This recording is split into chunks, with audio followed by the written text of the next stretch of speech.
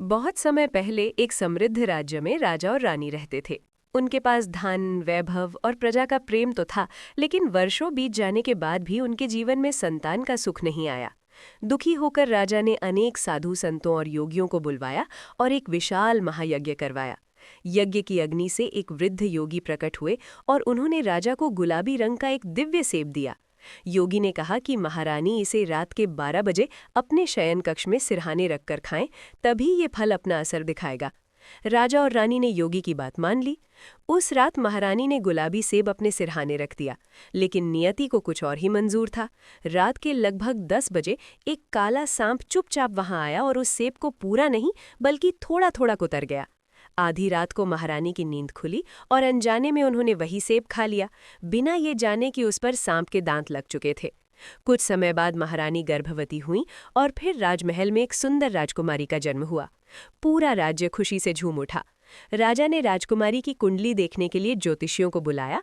कुंडली देखते ही एक ज्योतिषी ने भयभीत स्वर में भविष्यवाणी की कि राजकुमारी की मृत्यु 25 वर्ष की आयु में सांप के कारण होगी।